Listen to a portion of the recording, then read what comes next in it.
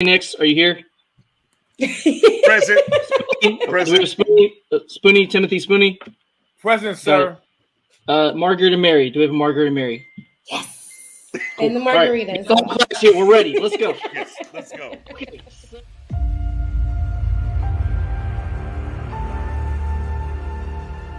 the time to line up behind your team, to support your team. Have faith in that team.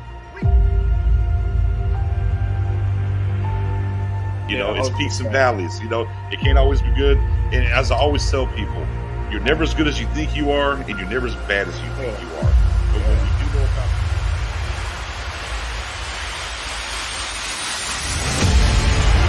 house call, Trayvon Diggs, pick six.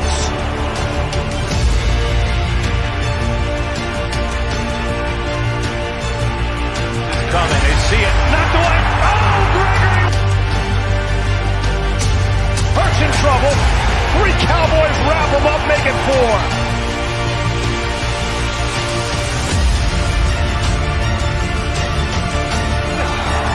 Micah Parsons is unblockable.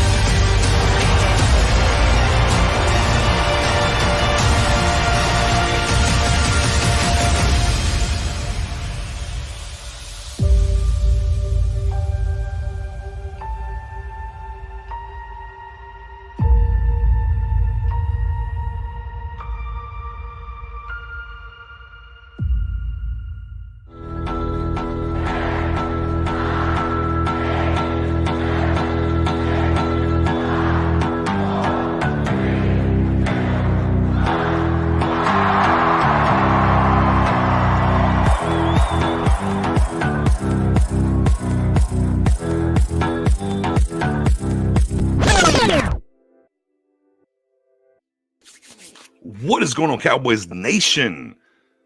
Pick Six fam, CFO fam, in the building. I hope everybody's having a fantastic Wednesday.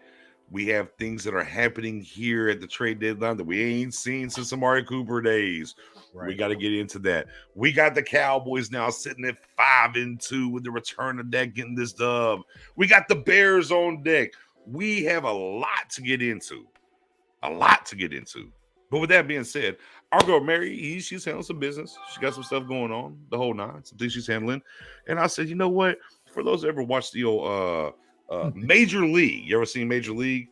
And sometimes, you know, you gotta hit this right here, and you gotta go get the wild thing out the pen. You gotta go get the wild thing up out of the pen.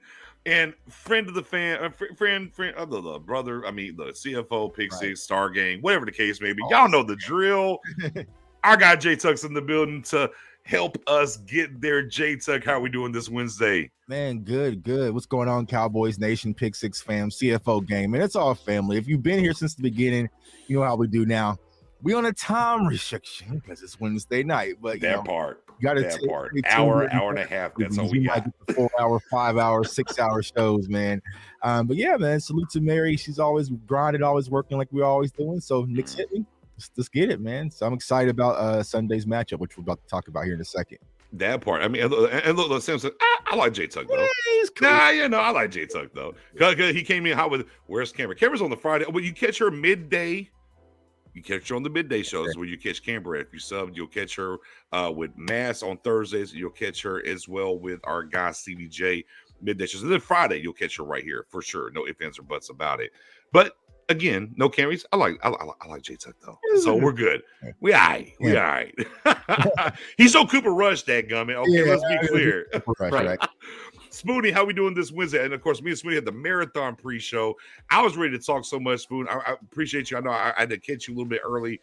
We ran the marathon space pre-show. Usually about an hour, man. We were for about 2.5. So, Spoonie, how we doing this Wednesday, brother? I'm great. I pray for a trade to happen during the show.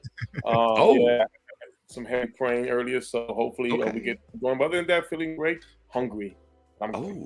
Okay, keep the hands out. Okay, Professor O, How are we doing this Wednesday? You had an awesome time Sunday, by the way, and some things you got to do. I did, yeah. So Sunday was great. I'm having some technical difficulties right now, so hopefully everything's good for you guys. Can you hear me? You're good, bro. Cool. All right. For whatever reason on my side, it looks like I'm lagging, but I think on the YouTube I'm good. Anyways, yeah, Sunday was cool. I took my son Felix to this football camp at a local high school before the Cowboys game started.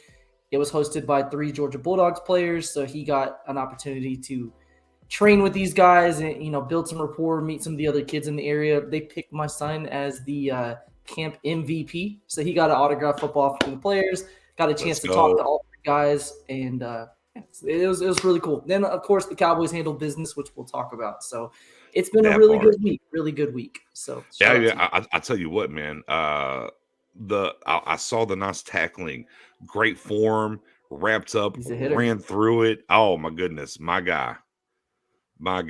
He was doing things. So that's awesome. But with that being said, as you're in here, you know the drill, man. Go and make sure you hit the like. Make sure you sub not only to Pick Six, make sure you sub to CFO as well. If you're not sub to either side, make sure you do that. And of course, hey man, it's free 99. Free if you already subbed. To share it up out there and keep growing the channel. Allow us to keep doing what we're doing and build the infrastructure, if you will. But with that being said, oh, you did say. Little 24-6 action. Is that what we got to Sunday against the Lions? I mean, yeah, it kind of all came in a flurry at the end. It was a little bit too close for comfort most of the game, but the fourth quarter defense did what it does, and you know, generated some takeaways, and we handled business. So ultimately, we got the dub, which was what we wanted, and had a certain number 4 back in action, which was good to see. So interested to hear what you guys have to say about that. But yeah, it's been a lot, and then we get the Eagles news, and we get some Cowboys trade news. Oh yeah, we got a lot. We got look. We eating. Hold on, hit that Zeke, everybody. We about to eat tonight. We got things to get to here. Yes, we got things to get to. And to your point about this defense and these turnovers, hey, sneakily, hey, guess who's number 2 in turnover differential that we talked about so much all the time? Cowboys. Turnover margin. That's the sauce, man. That's the sauce. That is the sauce, Tuck. That is the sauce, Tuck. 24-6, though. Real quick, what did you like? What you didn't like in general with this game? Where we at here? Yeah, I'll go. I feel like, you know, just for Dak's first game back, he started off a little sluggish, right? He wanted to kind of test things out. There were some of those throws and decisions I sat back and was just like, you know, but he was just working the rust out, getting the feel for it. The one thing I really didn't like, I would say, was the play calling. I feel like from what we saw, you know, under the Cooper Rush, when he was under center, we saw a lot of good things that this Cowboys offense could do possibly. And we saw Kellen Moore strictly get away from it. And he just kind of went back to his reverses and kind of, you know, just went back to his usual, right? So that's the one negative. But for the most part, I love how the team rallied. You know, one of the plays that really stood out, and I'm just like, man, this guy and this team is special, was the Micah Parsons play. Like for him, the tight end screen. Yeah, the tight end screen. For him not to give up on that screen and run down the tight end. Because like I said in my video, there were some people out there lagging. They was ready to like, all right, you know, give up the 6. But Micah Parsons says, and you saw how that changed the course of the game. And I just think having Dak back under center, we were just more confident with our offense. Because to be honest with you, if this was a Cooper Rush game, I've been kind of sweating bullets a little bit. But I knew eventually things would settle. Right. You know, Dak started to find a rhythm. Noah Brown did have the fumble, but we had to get back down the field. And also Kevontae Turpin flipping the field, man. So I like what I saw, 24-6 Cowboys. Now it's time to build off of that and continue to go. Yeah, I think 2 things you said I want to piggyback on real quick before I get to you, Spoon, is, and actually I talked about this in the space before we got here.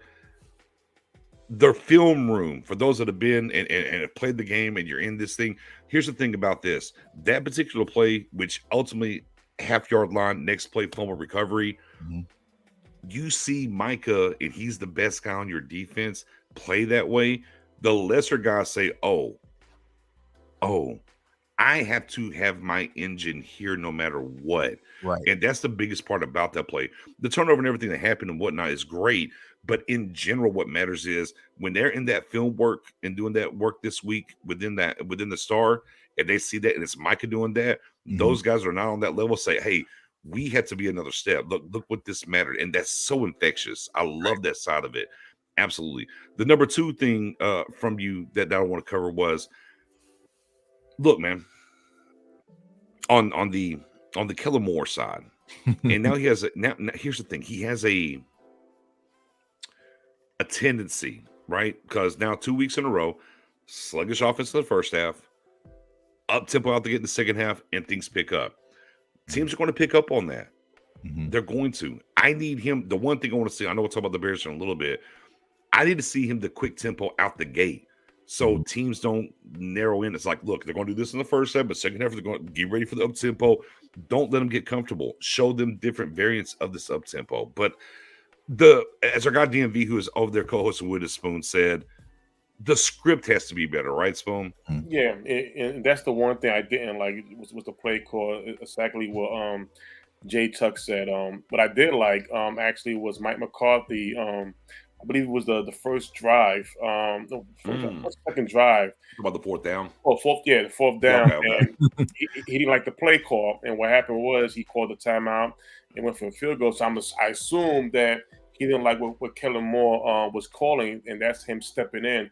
You know, again, we all know the situation with the coaching staff, and Moore is part of the package. But for Mike McCarthy to step in and see something he didn't like and take charge of it, I love that. I just got to change one thing what Jay Chuck said. One thing.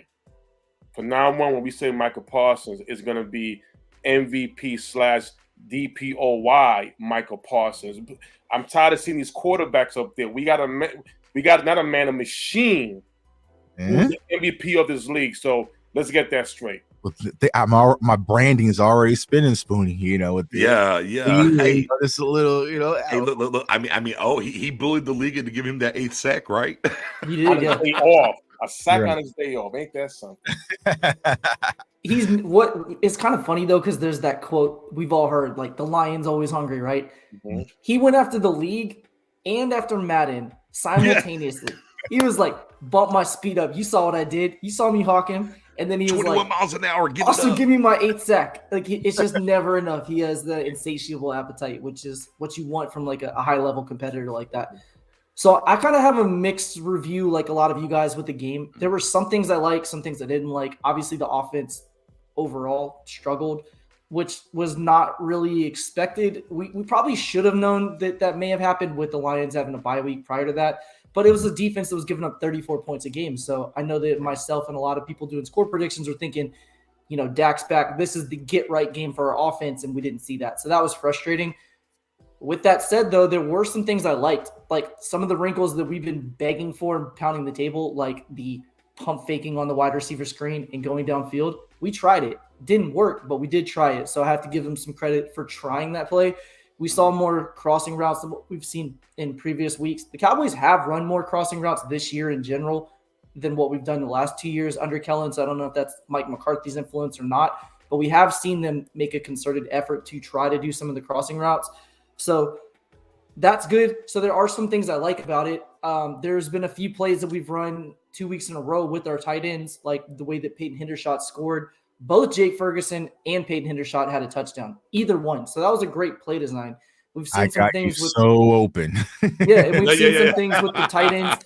We've seen some things with the tight ends where they're like Schultz, for instance, is showing that he's blocking down and spitting back out. We've seen Jake Ferguson block down and release. So there are things of the offense that are improving from a play calling standpoint, but then there's still the head scratchers, and that's the consistency that we talk about with Kellen Moore. It's kind of this crazy dilemma.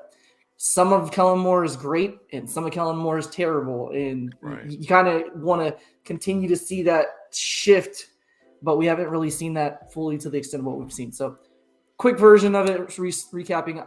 I like some of the creativity we're seeing in play calling. I think there's the consistency issue is still a problem. And I know one thing you talk about, Knicks, a lot was we're not seeing them attack downfield on first down often. We have done it some this year. The Lions defense was loading up the box, trying to stop the run, and we just kind of kept running right into that early in the game. And then after halftime, we make the adjustments. Like, why can't we game plan for that earlier? So that's kind of my thoughts. Yeah, I mean, look, again, I'm seeing Kellen Moore develop a counterpunch, which I asked for. It's just, can you get to it a little bit quicker, though? Yeah, Can I get you there a little bit quicker? And look, and not on Kellen because, look, the first play of the game, right? Play action, bootleg. just miss Noah Brown, So there are some things schematically there. The one thing that stuck out to me is like, look, up until this game, Zeke was 6 for 6, 3rd and 1s. 3rd and 1 popped up. Hey, Tuck, where they run Zeke? Yeah. Why? That's the cuteness that drives us crazy when it comes to Moore, Tuck. And I feel like when it comes to Kellen Moore, he just overcomplicates things. Like you said, it's just simple. Give the ball to Zeke. And even if Zeke gets stopped, it might be 4th and inches, right? But it's just like, okay, now you're trying to run Zeke outside versus Pollard. And it's just like, I talked to Rome, salute to Rome, Cowboys fan talk before the game. And it's like, man, I have a feeling that, the Cowboys are going to want to put the offense on the field first to kind of make a statement. So boom, we won the coin toss, offense on the field first. And it's like, that wasn't the statement I was quite looking for, but I feel like you can build off of it. Cause I mean, that Noah Brown, a lot of people want to blame it on Dak, but Noah Brown hit his hands twice. Like, you got to come down with that ball. So, it's something to build off of. I think just from a lot of Cowboys fan standpoint, we just want to see what's the thumb. Okay. Like, that's for me, like, all right, was it going to be some air in those balls kind of floating around a little bit, but Dak looked fine. So they really need to build off of it on Sunday. And I think the offense will. I mean, that first down play call, though, from a play calling standpoint, you have to be happy about that. If you're Kellen, you're like, Dak had plenty of open space he could have run. I had Noah Brown open. So I had 2 things that could have worked on that play, which didn't connect. So how do we get that play to connect? And we're in good shape. If you can put defenses in that, pick your poison, I'm going to gash you either way. Either Dak's going to tuck and run for 7 yards and get down, or I'm going to throw to Noah Brown. So I like that. And even some of the play calling. So when you had Zeke at fullback, which we've run this play several times this year with Pollard behind him, and we actually handed it to Zeke to convert for the first down. I don't hate the play call of trying to toss it outside to Pollard. It's just you gotta read the tea leaves. The Lions were playing everything outside. The outside run game just wasn't there.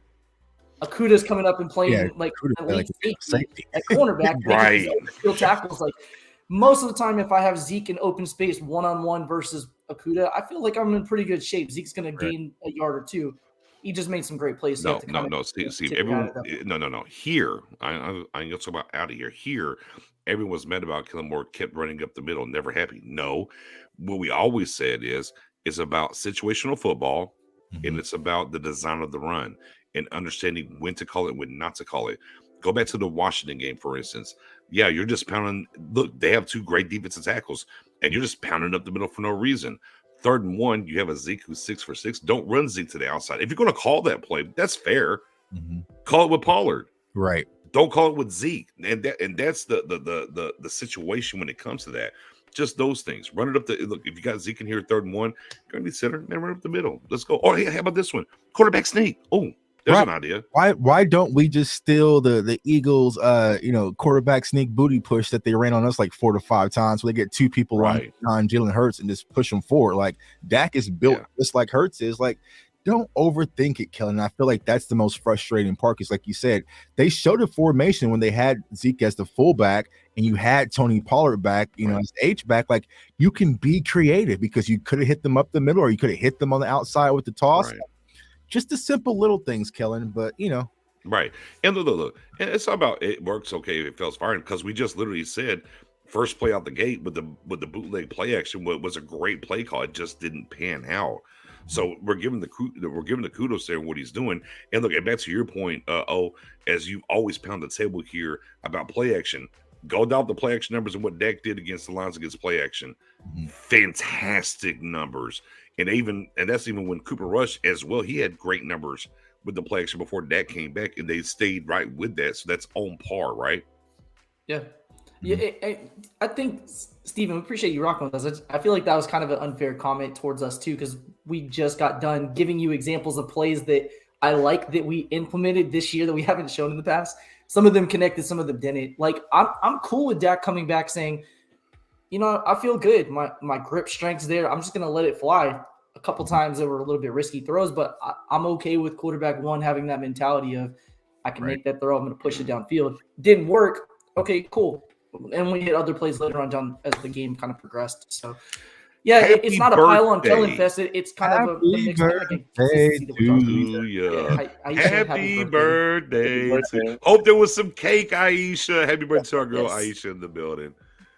No ifs, ands, or buts about it. But with that being said, man, as Steve said, not towards fair, Steve, not towards us, fair, but just contextual to put it up here and talk to everybody in between, so they kind of understand and give them a great idea of when it comes to that. But with that being said, topper on this game, Cowboys get it up out of here, 24.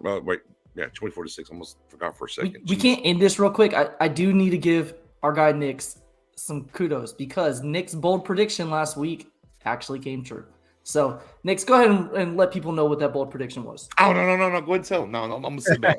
No, it's your prediction, bro. You go for it. I'm going to sit back. So, Nick said, I know Sam Williams has been close. He's getting there. I can feel it. The pressure's there. He's just been, just a little bit off.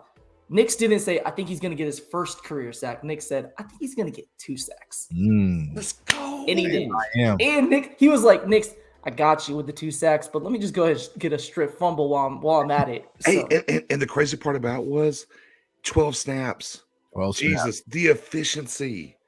Yeah. I've been pounding the table. I'm telling y'all, this dude, the second half of the season, that's great right now. Mm-hmm. He's coming. I'm super excited about it, man. It's not easy to get a score prediction right. It's probably equally hard to get your bold prediction right, because we push back when people are like, oh, we're gonna have 5 interceptions. I'm like, cool. Who's getting the interceptions? Like, we want the context with it, and Nick's delivered. So I had to make sure we gave him a little bit of some moments, pat him on the back, tip our hat, flowers, whatever you want to do. So salute to you. Well, and as my guy Robert said, because I posted that picture, I said, is it Sam Williams or is it Slam Williams, ladies and gentlemen? No ifs, ands, or buts about it. But hey, look, got the dub. Final words here on the Lions game. I'll spin the block really quick here because I know we got a lot to get into. Tuck, I'll let you go first. I'm gonna go counterclockwise here.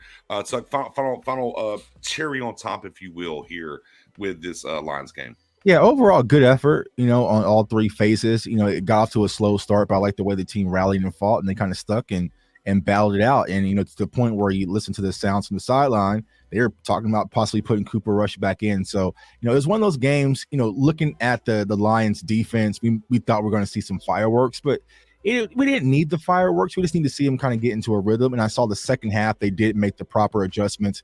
Zeke looked great. Pollard looked great. Offensive line struggled, but I feel like it's a great pillar for the Cowboys to build off of, going into this Sunday. So good win. Spoonie. Effort was great. Doomsday defense and Michael Parsons MVP. Let's push it. Yeah, low-key. Chauncey Golston, I don't like it. I heard you in the sounds of the game. After Sam Williams got everything, said, you're a hot boy. No. We're done with hot boy. The hot boy moniker is out of here, Chauncey Golston. Don't do it. I respect you. I love you. Do your thing. Hot boy's done. It's doomsday or bust. Ain't no hot boy. We're done with that. Wrap it up. Wrap that up. We're out of here on the hot boy stuff. Put a bow on it for us here for the Lions game for you, man. Yeah, I mean, it's a dub. I'm always going to be happy with a win. It's one of those things, we say style points don't matter. A 1 point win and a 40-point win. Either way, it's still a W at the end of the day. Right. But the effort is what I was excited about. Seeing plays like Micah Parsons, where the majority of players with a 5-yard deficit in a short yardage situation won't push through and say, no, I'm catching him. Right, and then he does that, and then the next play, Tank's like, cool, I'm just going to go through 3 players and force a fumble. So, players rally around it. We talked about that last year at camp. Before this, turnover differential has been a big thing for us in general. But last year at camp, we started talking about it. When you see guys like Mo Kennedy practice after practice, jump balls, defensive backs are competitive, and they're like, I want to jump a route too. I want an interception. I want to get that highlight play. It's that stuff is just contagious. Players kind of rally around each other. So somebody has to be the catalyst, and Micah was that from the defensive standpoint. Not that the defense was playing bad, but that really was the pivotal game-changing play. So it was great to see effort from him and, what it did for the rest of the team to reinvigorate them. But it's a dub, and I'm happy with that. That part. Reggie, Mary is handling some business, closing some deals. She'll be back next week. So, like I said, we went to the bullpen and called the wild thing. Y'all know him. He's been here belling everybody. Our guy Jay took a Wow, CFO. man, I'm the mild thing. I'm the mild. No, Nah. hold on. Mild thing, Mild thing, man. I'm mild. So Tuck gets under Eagles skins, or Eagles fans' skins so much that I changed his name from J Tuck to J Tick. Because these people, everything that he tweets, they're like, no, that's going viral. Like anything that is even slightly Eagles related, I know is going to have YouTube videos with YouTube content creators talking about it, probably in the local radio in the Philadelphia market. Eagles fans are talking about it. They're talking about getting tattoos like anti-Tuck. Like that's how much he gets under their skin. So there's no mild there. So that's full on tongue torch sauce right there. They made me the villain. Little did they know I did not care. You know, and that makes them even more mad. Right? I know, and that's the problem. Like they just wanted us to care. They want us to care. And like I said, man, not to backtrack to that game, but you know, they had me sweating a little bit with Cooper Rush. I looked at his eyes like, bro, you're losing it. You're losing. Like, get it together, man. But you know, we bounced back. Only lost by 9. Then we came back and beat the Lions. Dak is back. Right. Life's good. Life's good. Speaking of life being good, one of the things that we have talked about extensively, and Tuck, I know you talk about it, we talk about it, we talk about it on the back channel all the time over the years. You know, the trade deadline, you know, the 360 talent acquisition, 365, all these things that we hear, and we just never do it. Boy, the Cowboys went out here and made a move, Spoonie. They made a move, Spoonie. They went out here. You remember last year we was doing these shows, and all of a sudden we'd be doing a show. Hold on, breaking news. We signed somebody. Wait a minute, let's get to it. They slid one in on us there, a Spoon. Yeah, listen, you know, we got the big fella from the Raiders. What's his name again? Jonathan Hankins. Help me out. What's his name? What name you want? Hankins. That guy. Jonathan Hankins, former New York Giant, of course, and you know, we faced him. But listen, I love the move. It's something that, you know, everybody in this panel, and I'm sure everybody who's watching, we talked about getting a one tech, somebody who definitely fits the bill, somebody help to keep his linebackers clean, somebody to help the pass rush a bit much better, and this is what was needed. And I'm you know, I've always said that when you don't make any moves during the off season, you should be making a move by the deadline once you see where the team is really falling at. And we know the running game has been the biggest problem for the defense, and you addressed it. And this is what we want going forward. Address it. So just like you address the defense, address the offense. We'll get there. I'm sorry. I didn't mean to Devontae Turbin speed up a little bit, but yeah, we'll get there. Not bad. There. Yeah, we got there. Mendoza. Shout out to the Wrench Gang, Mendoza, TC, and crew. Sheffield and Hankins sound like a law firm.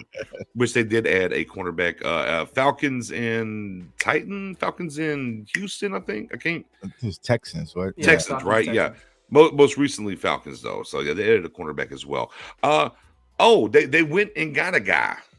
Yeah, what's funny about that is Jerry Jones. You know, it's Jerry.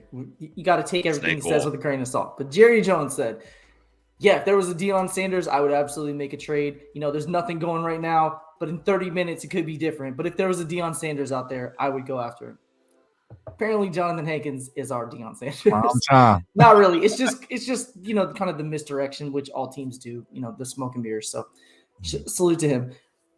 It was a surprising move.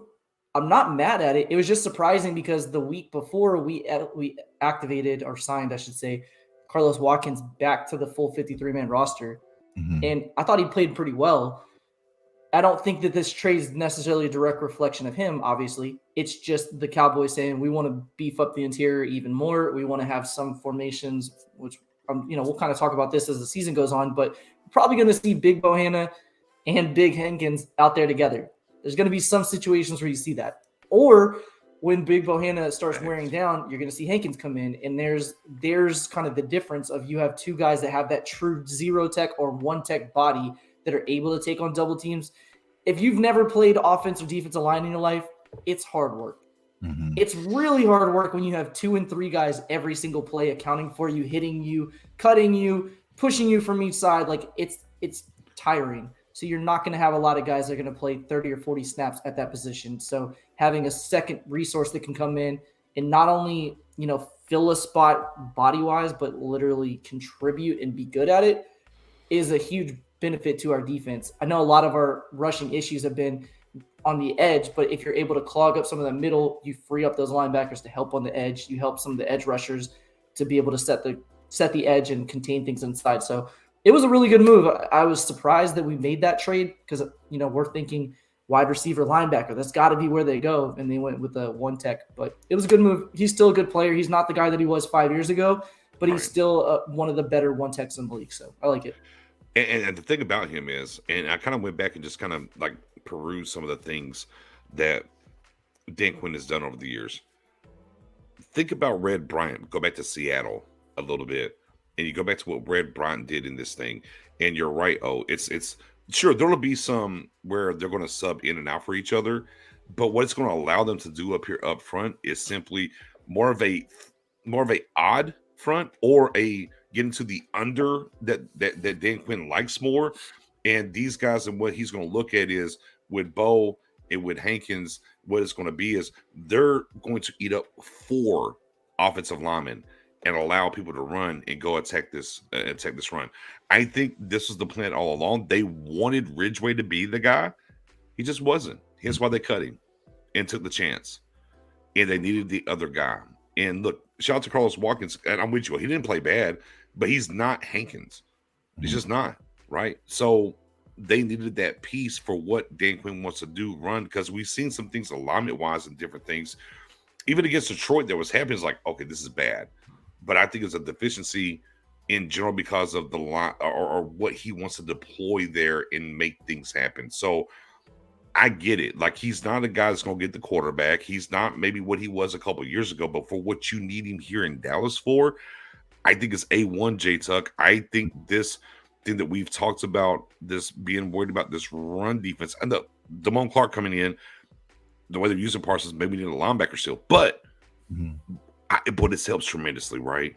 Yeah, and if you go back to all those long nights of mock drafts, right? Fat we're trying to get one for so long, and we do have Quentin Bohanna, who I think is, he's getting off to a good start, in his second year. So I like what I've seen from Bo.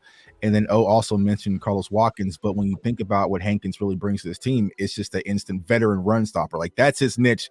That's what he's known for, but he also does give you some versatility. He can play 1, he can play 0, he can even play 3 if you need to get a little bit creative. So he gives you a little bit of flexibility, but also it gives you some more depth in the trenches. And so I think that what I'm excited about the most about is that, the Cowboys sat back and said, there's a need. Let's fix it. There's a need clearly right there in the interior when it comes to our defensive line. Let's fix it. And that was a good opportunity for them to bring in a veteran guy that I think is going to have instant impact, and then maybe help keep your linebackers clean, let them flow a little bit and keep them clean so they can do what they do. Because when it comes to the pass rushers in Dallas, we got so many pass rushers. We got Dorrance Armstrong one game. You got Sam Williams starting to emerge. You got Fowler. You got Micah. You got D-Law. So the pass rushers wasn't really the necessity. It was more just about those run stoppers right there in the middle. And I feel like Hankins is going to be an instant impact and upgrade. And you're probably going to see the impact on Sunday because the Bears are going to run that ball. So, yeah, that was my tweet, by the way. After they made the trade, my tweet was Stephen Jones and company saw the Bears run for over 200 yards up in New England. You're like, oh, no, go get somebody. Get somebody. If I start, submit. There you go. Okay, submit that trade. Yeah, go get somebody quick. And look, and they made it happen. So, again, look, where this defense is, it helps, right? It helps. I think what's interesting here, what we're seeing at the trade deadline, which, November 1st is the deadline. But what we're seeing is if we go to the offseason, and we saw this kind of a race to arms, specifically AFC West, Bills, right? We saw a race to arms in a lot of ways there. Mm-hmm. I think very much so right now because the NFC is, look, let's just call it, let's be honest. Let's just call it what it is. Bucks, not there. Packers, NFC West. Right, I mean, we're looking at the 3 best outside of Minnesota, who lost to the Vikings. Mm-hmm. The 3 best teams look to be in the NFC East right now. And the Cowboys are in 3rd, for what it's worth. I think this matters. We'll get to this. we're starting to see a race in the NFC here at the trade deadline, right? It kind of kicked off with the Niners. They went and got CMC. All right. Then the Cowboys went, got Hank. Okay. Well, we got JH. Let's get you in here, help this run game. The no matter how much the Eagles want to talk about Hank, maybe a particular guy in I'm not going to say that, but their pass rush and where it's at, they added a pass rusher. Okay, so things are happening. So now with time to be had here, I think there's more going to happen within the NFC in general. So for you, as we kind of encapsulate and we look around here, and I'll go clockwise. I did counterclockwise last time. I'll do clockwise this time. Oh, are the Cowboys making another move in your opinion, or do you think they're done? Man, I want them to so badly. I think they're done though, because I didn't even think they were going to make any move. So the fact that we got Hankins already has more trades than I thought we would do, because we're not really an active trade deadline team. We have done that with guys like Michael Bennett. We've seen it. It's just not something we consistently do. We're more of an off-season draft and develop type of team. So to be honest with you, I was surprised we even made the Hankins trade. There are some rumors out there, a lot of rumors out there, but who knows, what's true and what's just window shopping, getting a price quote to see what something costs, that type of stuff. I don't think they'll make another trade, but I hope that they do. Okay. All right. Sam Pat. With the one thing about the trade and what's happening, and I want to cover this with you. Oh, no, I got you up next. Gallimore's here. Is he getting up out of here? Now that would be, look, we know player for player trades will happen a bunch, but things are happening. And the one thing for me that kind of key, I'll say with that, we'll go around. So I want to get everybody's opinion on that. Actually, let me pivot off that. I'm gonna do that. Spoon, are the Cowboys done here, or do you think they're going to make another trade? I'll come back to the Gallimore. Hashtag Rod is retired, but is it retired? We brought it back up. Whoa. We did bring it out of retirement last week, though. I mean, I didn't go a particular linebacker. I mean, yeah, no, but I really do think they're gonna make another move. Okay. And why I feel that is because right now we haven't had an NFC East race like this in a long time, where three teams obviously can make the playoffs. The way it's going, and the one thing is, we all know Stephen Jones is running this, but this is going to be becoming one of those things where the Eagles made a move today. We made a move yesterday. Eagles made a move today. And there's reports about making other moves with bigger names like Alvin Kamara and stuff like that. Still rumors. Jerry Jones is the type of guy that does not want to be outshined when there's something like that. If the Giants were and the Eagles were not where they're at right now, different story. I think right now he's seeing the Eagles make a move, and X, Y, and Z, he's going to want to do something. And on top of that, this defense can't continue to carry this offense too much. Yes, Dak is a $40 million quarterback. I understand that, but it doesn't mean you don't build around your play and put in the right people around them, because like Tom Brady and other quarterbacks who were the highest paid at their time, they have weapons. So why stop where we are right now? Is Noah Brown enough? No, he's not. We saw what happened last week. Yeah, 2 bad drops, but guess what? It's like Jay Tuck said earlier. The game was kind of close a little bit. Dak Prescott is just not coming back. So you want to make this better for him. You don't want to make it where he has to win it with his arm and X, Y, and Z. Put more better players on that field. It makes everything easy. It also takes a little to take the toe off a little bit of the defense. The defense played their ass off up until this point. Up to this point. So I don't think it's over. I'm not saying they're going to get high price wide receiver, but I really feel they're going to add somebody in. All right. Tuck, are the Cowboys closed for business, or are they getting somebody else in here? Should they be open for business? Absolutely. And like I said this on Twitter today, the wide receiver position would be the position I would address. But I just don't think they're going to do it. One, because of the ego, because that'll probably let them know that, hey, they made a mistake by letting go of Amari Cooper for a 5th-round pick. And I believe the Cowboys right now, they're content standing at 5-2. And they got a bunch of wide receivers in this cluster. You got Michael Gallup, who you re-signed. Noah Brown kind of showed some flashes. And then you still have Jalen Tolbert, who really haven't got an opportunity, got the possibility of James Washington back, Cavante. So I feel like the Cowboys are going to want to kind of hold tight with the wide receiver core. But the reason why I want a wide receiver, y'all, a lot of people are like, oh, Tuck, you don't believe in CeeDee Lamb? No, CeeDee Lamb's over here. He's good. When I go back and watch the film, y'all, I just don't see Michael Gallup that we're accustomed to seeing right now.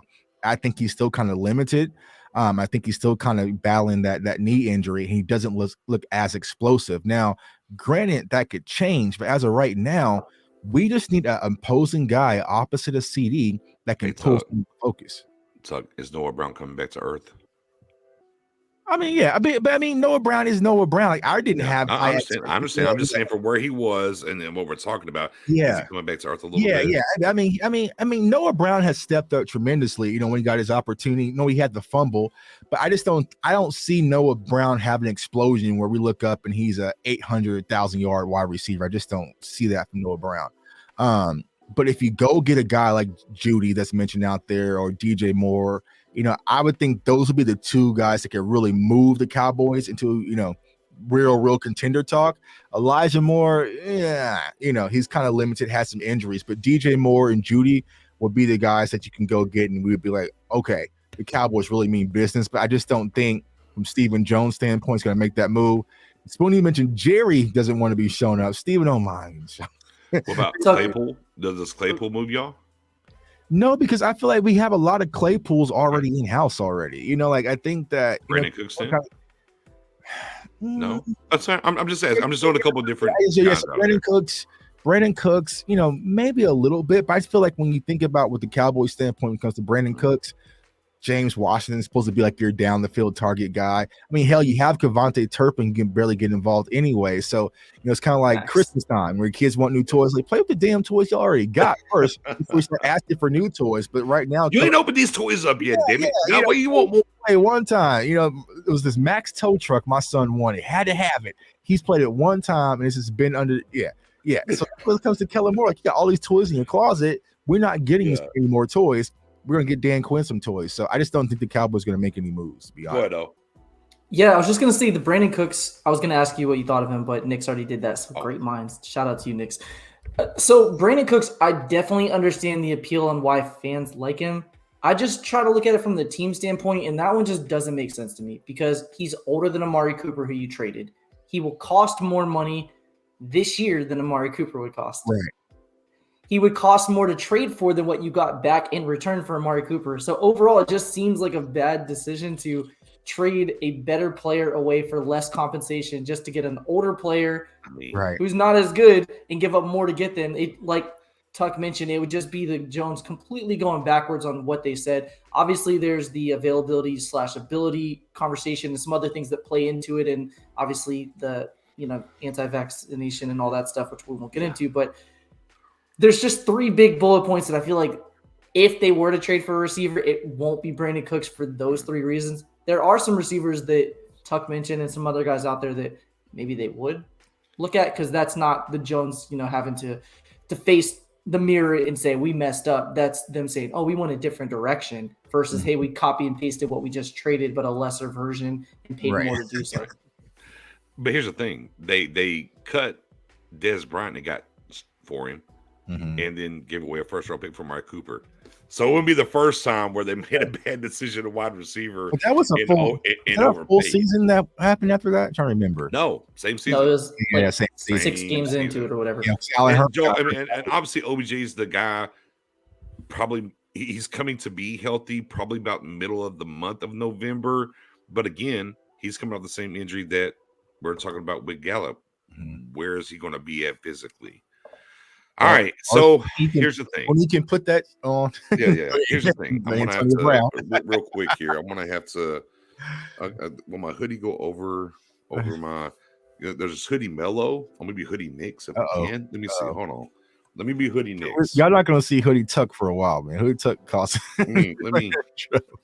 There we go. All right. So let me be hoodie Knicks. Did y'all know the Cowboys were looking for a defensive tackle before the trade? No. Anybody? Raise your hand. Anybody? No. Cowboys gonna make a trade for a defensive tackle? Anybody? Anybody in the chat? Anybody? Mm-hmm. Just showed up, right? Right. The one thing I can tell you unequivocally when it comes to the Cowboys, and I broke out unequivocally, if we know about it, it ain't happening. Look at the history. Safety, whoever. If we know about it, it ain't happening. We know that they're looking for a wide receiver all of a sudden. Mm-hmm. You know what it tells me? It ain't happening because this Cowboys front office works that way. Opposite if you know, we ain't getting it. Right. If we don't know, it pops up and we're like, oh my God, we got something. Mm-hmm. Michael Bennett, same thing, right? Same exact same situation. We thought they may want to look at a defensive tackle at some point, but Michael Bennett just came out of nowhere. I think that's a great point. So I'm just like, dude, as much as I want it to happen, as much as I would love for it to happen, and y'all know I'm a DJ Moore stan. He was my pet cat in the draft. I was at the draft. Look, I watched a guy three rows in front of me that took his jersey off when we took LV and bounced. I was like, dude, that's crazy.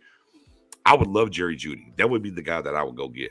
Go ahead. So push back. Yeah, so the pushback would be Anthony Barr, because a lot of us was vocal about Anthony Barr and they wouldn't got him. That's a camp acquisition. So that's not a trade. Look, we pounded the table, but how long did it take even? Right. I mean, because we've been screaming at this wide receiver position even in camp. Like, this is not new. We were like, yo, go get another wide receiver. And that's with everything fully healthy, because we just knew opposite of CeeDee Lamb, there was a lot of question marks. So facts.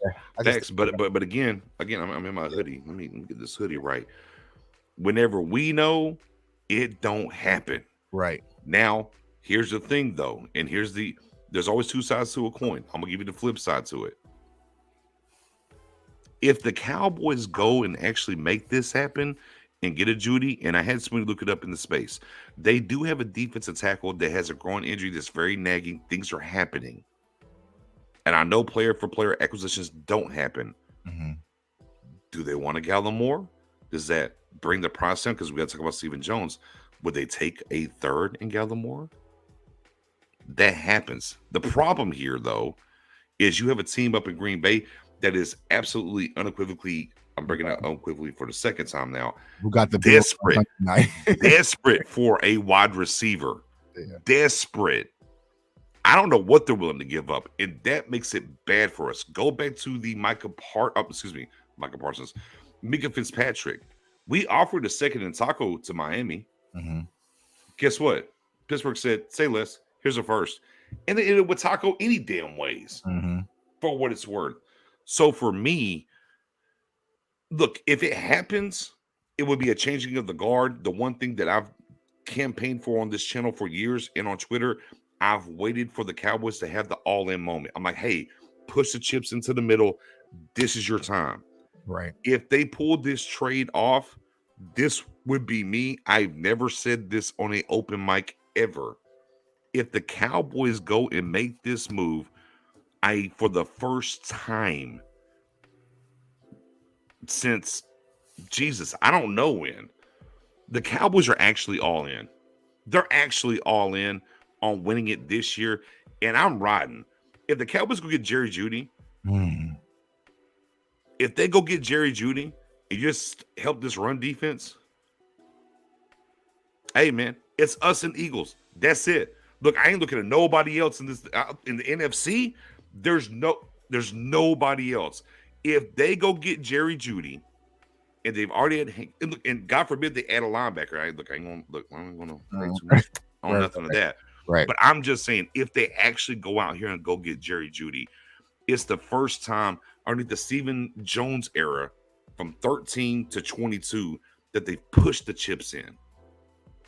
Outside of that, it's Hoodie Knicks, and I don't believe it. Well, so Hoodie Knicks. It ain't happening. Hoodie Knicks. I just want to toss out something else. So where I'm coming from is the only wide receiver I would make a trade for is Jerry Jeudy. So I'm with you there. I would love to see that. You wouldn't for DJ? If we don't make a trade for a wide receiver, DJ Moore, no, because I think his cost is just going to be way more than what the Cowboys would pay. So I don't think he's realistic. It's a first and then some. Yeah, I just think he's going to cost way too much. Makes sense. And I also think that he's one of the few players the Panthers are like, Brian Burns, Derek Brown, and DJ Moore are our three. I mean, they turned down building 2 block firsts guys for that we Brian. What'd you Right. say? They turned down 2 firsts for Brian. That's I think those crazy. are the 3 guys that like we're gonna build around these guys.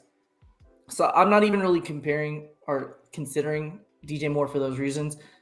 But where I'm coming from is I honestly believe if we don't trade for Jerry Jeudy, the Cowboys should 100% look at their tight end room and say, we are featuring these guys in our offense. We're not just going to throw the ball to Hendershot and Jake Ferguson a few times. We have 3 legit tight ends, like legit tight ends, guys. We need to actually feature them in the game plan and not make them check down options and not say, hey, we're going to get you the ball here and there. Like, we need to make a concerted effort to get these guys the ball because it puts so much pressure on a defense. Because if we go 12 personnel, you can't play base. You can't play nickel. You're going to play more base. League-wide, when teams are in 12 personnel, base is about 55% of the time. But when teams are in 11 personnel, base is like 3% of the time. So I can now dictate what you do defensively and make you play a different defensive scheme than what you usually play. Because league-wide, 11 personnel is the most commonly used personnel grouping. So I now have the advantage in my side against you every single week because every team you play leading up to us will be featuring 11 personnel until you face us at 12, which is why I really like that. And with a guy like Peyton Hendershot, Dalton Schultz to a certain extent, and Jake Ferguson, you can line them up in the slot. So now I have your linebacker in space one-on-one or your safety who's smaller by 4 inches or so on average versus my tight end. I want to actively target these guys. And that's one thing I like about Dak versus Cooper Rush, amongst other things. Dak does look to feature his tight ends, and I think the Cowboys should embrace it fully and say, hey, we're not going to worry about our 3rd and 4th wide receiver as much because we're looking at our tight ends as those options. So just kind of toss that out there. Obviously, Jerry Jeudy, if we can trade for him and swing it for a 3rd or whatever, let's do it. But if not, let's just say, hey, how do we get these tight ends featured in the game plan and get each of them multiple targets? I don't want to have a Schultz game or a Ferguson game. I want to see all of them getting targets each week. Oh, and I don't disagree with that.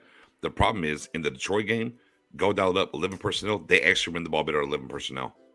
It was crazy. Like if you go look at the 11 personnel sets against Detroit, they were most efficient in that. I don't disagree though, because I think that is the way, and we've talked about that a ton on the back channels and everything else. We believe, like then on here, J-Tech, I know you feel the same way as well. We believe in this tight end room. I literally, we were doing our roster breakdown, I said this is the best tight end room the Cowboys have had before they took a snap in regular season since I don't know when.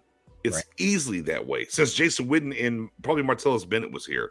It's that kind of room, but they have to lean into it though. Yes. They have to lean into it, especially if they don't acquire another wide receiver. But I'll pivot now in the Jerry Jeudy talk here.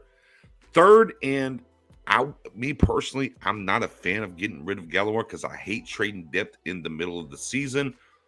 But it has to be what it is.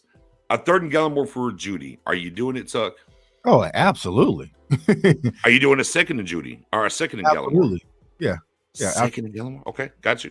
Yeah. Spoony, 2nd and Gallimore for Jeudy. Don't ask me. You see, First thing. Oh, I'm sorry, Spoon. First, hold on, Spoon. Would you do a 1st in Gallimore for Jeudy? Listen, you know I would. But I definitely would. But I'll be honest. A 2nd in Gallimore, it should be right there. But for Jerry Jeudy. Okay. Where you at on Gallimore in a pick for Jeudy?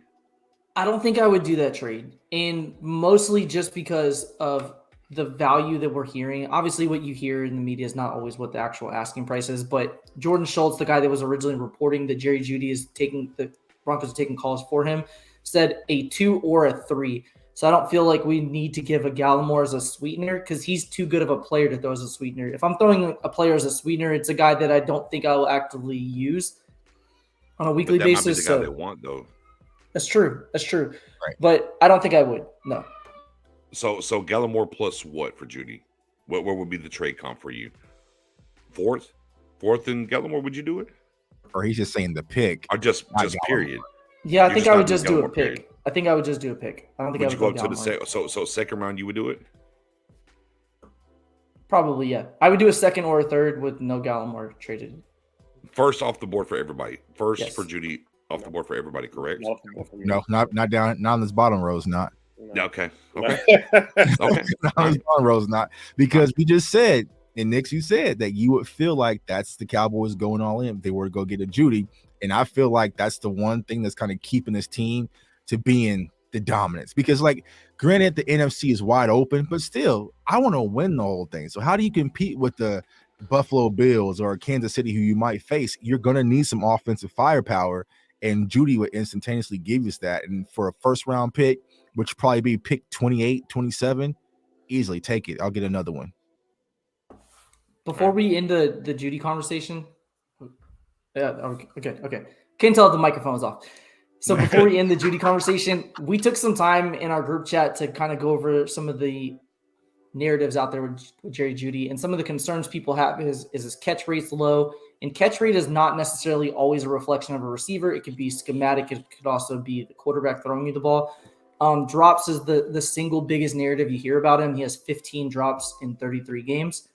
10 of those came his rookie season, which is a lot, but 6 of those happened in one game. He had a game against the Chargers where just everything went off the rails. It was just a complete disaster game. Outside of that, taking the one outlier away, he's had 9 drops in 32 games, which is roughly 4 a year. He's actually not as bad as people think in terms of hands. He really just had that one big game that kind of changed everything statistically. So if you're concerned about drops, CeeDee Lamb drops more passes than Jerry Jeudy. Fair enough. Cowboys for Life said, first and the second get Judy and Chubb. Yo, really load the clip. Yeah, I mean, it is. Chubb's a rental. That's easy. Yeah, hit that. Yeah, hit it again for him. Oh, bruh. So yeah, you give me Judy and Chubb, man. I'm booking my tickets to Arizona right now. Brad Howard, first-time listener, first-time caller. First off, thanks for listening and thanks for calling. Would you guys try to get Roquan Smith or just stay with the backers we got and wait for Damone Clark to be ready? Tuck, you want to go first? Yeah, I would go for Roquan Smith because I feel like the linebackers defensively is our biggest question mark. Lord bless Anthony Barr and LVE. They're doing the best that they can, but I would try to go get a Roquan Smith. And I feel like it's going to cost you a little bit, but if I could make that move, absolutely. I feel like when it comes to Damone Clark, I know a lot of Cowboys fans are excited, but hell, man, we can't even get Jabril Cox on the field. So I just don't see them putting Damone Clark out there anytime soon where it's going to have some impact. I feel like he might just be a special teams rotation, if that. So, yeah, absolutely. If you can go add Roquan to this defense, why not? And Dan Quinn, he has the tab. Right now, Dan Quinn has the credit card, right? So he might be able to say, hey, I need this in order. And plus, we got to kind of sweet talk Dan Quinn because, there's going to be some teams trying to pull him away. So, hey, what do you need to really get us to that level that you think you can get us to? And if it's Roquan Smith, absolutely make the trade. Spoon? Yes. So we also today at the press conference, Roquan was had a press conference, and it was one of the reporters told him that Quinn has been traded to the Eagles. He started crying. So I feel that we should get him also to be closer in the division with his buddy Quinn. And on top of that, not only will he be great for this defense, but we got to get a bulldog for my man Professor on this defense. We got to get a bulldog. We can't get a we got to get a bulldog on this defense, man. So yeah, maybe the Eagles would trade us Nakobe Dean. He's always over there holding the club. Hoodie Knicks, would you make a trade for Roquan Smith? Motherfucking right. I've been pounding the table before the damn trade deadline got here. I am the ambassador of Quan. I'm the ambassador of Quan. I don't care. I don't care he wants to get paid. The biggest thing here is this. If you're not going to put Micah at the linebacker position, right, and we see it right now, he's like 65% edge, maybe 30-35% linebacker. Fam, I don't give a shit. I'm going to cuss here for a second, ladies and gentlemen. It's Hoodie Knicks. Y'all can't be mad at me. It's Hoodie Knicks now. Man, I don't give a shit. I don't care about a wide receiver because we got tight ends to boot. We can make this thing happen. What I do know is we don't have an eraser at the level 2. And I always talk about this. If you want to be a championship defense, you have to have an eraser at every level. We got them on the D line. We don't have one at linebacker. We got some on the 3rd level. I need an eraser on level 2. So the Bears can come here in the wish.com Browns jerseys. Okay, we'll play this game, and they can just leave Roquan here in Arlington and take their ass back. I don't care. Look, I don't care what it costs the Cowboys to get Roquan Smith. Ooh. And I don't care that we got to pay him. I literally do not care.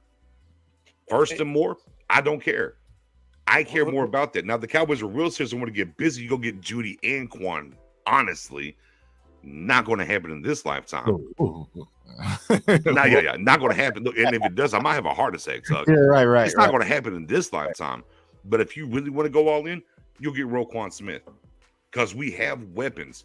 We have weapons offensively to make things happen. O just lined them out. We big on that side.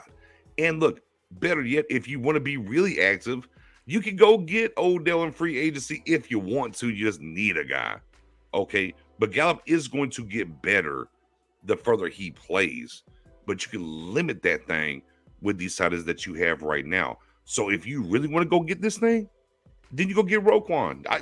I am the ambassador of Quan. That's where I'm at. Like, you can't tell me differently. I would prioritize Judy over Quan, me personally. You're crazy. Because you're crazy, Tuck. I just feel like a high octane offense fixes the run defense instantaneously. So you don't. No. Nah. We were high 10 offense last year. What happened in the playoffs? I mean, we wasn't scoring that game though. Right. So when you can't score, it becomes a problem because this defense has a problem at linebacker. Our defense plays solid versus the 49ers though. Besides the first touchdown to how many yards they rushed for? I mean, but they wasn't scoring though. How many yards they rushed for? But they kept the ball away from our offense though. It didn't matter that they were scoring. They kept the ball away from our offense though. Go back to the Rams game, the other playoff game. How many yards did the Butterball? Right. Well, he's not even in the league. CJ Anderson. Yeah, CJ. Bruh, he rushed for 200 yards and disappeared.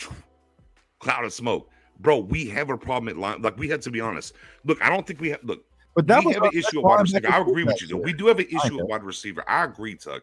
We definitely have an issue at wide receiver. Mm-hmm. Are you hedging your bets on Barr and LVE at linebacker? No, I'm just moving Micah back to linebacker. They're not going to do. Look, I agree with you, but and I've said that they're not going to do it. Yeah, I know. And that's where, and there's our issue. And guess what? What happens when one of those guys gets hurt? Who, Barr or LVU? Is Gifford time? No, you can go with Jabril. Go with Brillo. Like, is he healthy? We don't know. Yeah, something's up, man. Something's up, but. That's the thing too, though. Even when they've had opportunities, they've still went with Gifford over Cox. So like there either there's injuries, something's going on. Right. Yeah. All right, man. I'm gonna take this hood off. I'm too hot. So, Brad, appreciate that question. I'm a Georgia Bulldogs fan, so we're concluding hoodie next. I'm biased. I'm a little bit biased, admittedly. I'm sorry, we're concluding hoodie next. I was a little too spicy. I was cussing and everything. I was like, hold on. Let me take this hoodie off. Kind of where I'm at with it is, I think our defense right now is a great defense. I think if you add a guy like a Roquan Smith, you go from a great defense to an historically great defense. Like he's that good where he can make and shout out to our guy Outlaw Cowboy. He said it somewhere in the chat, but you take your power and turn it into a superpower. That's kind of where I'm coming from with it. I don't think he will cost a first round pick. I think you're looking at more of a 3rd round pick or something like that. Because of the positional value, the whole league devalues off-ball linebackers, and everybody who would trade for him knows he's going to command a $15 to $20 million a year annual average contract. That's what he said he wants. That's what the top linebackers are making. Shaq Leonard's making $19 million a year on average. So that's what you're going to pay. So when you have to pay somebody and it's a devalued position, you're not going to get a king's ransom for that position. And we look at a guy like CMC, who's the top running back. Running backs have also been devalued. The Panthers originally said we want 2 first-round picks as the starting point. They didn't get a single first-round pick. They got a bunch of picks that represented 1 first-round pick. So you're just not going to get that type of value of what people may think he would cost. But it's when you have to add in the draft compensation plus the salary cap, it gets a little bit sticky. But I would absolutely do it because I think it makes your defense absolutely elite, and you can win with an elite Super Bowl and an average offense. That part. If not, Hoodie Knicks. I want to ask Hoodie Knicks. Hold on. Wait. Hold on, Spoon. Mendoza, what a comment. What a comment. Try to put Hoodie Knicks away. All right, go ahead, Spoon. Well, because earlier you said that you would do anything to get Roquan. So how high of the draft picks would you go for Roquan? Would you go first? A first and a player? I mean, how high would you go? I'll get multiple picks. Hey, yeah, it's been 26 years. I don't care. This is Hoodie Knicks. I don't care. Name me the price. I'll agree. What price? What price you want me to agree to? What do y'all want me to agree to? Oh, what price do I need to agree to for Roquan? For the ambassador of Quan, what 2 price and 4. do I need to give up? 2 and 4. Would you do it? 2 and 4. Shit, yeah. 2, 4 and Gallimore. Take them. Yeah. What about Tolbert? Because they have some receiver issues. What if they wanted a young receiver? Please. So Tolbert and 2 in the 3. Yeah, seal the draft. Get him out of here. Thank you. All right. Take Simi. You can take Simi too. I don't even care. Take Simi. Take Simi Tolbert 2 and 4 and Gallimore. Yeah. Go for it. Because I mean, to be honest, I've been doing some draft peeking.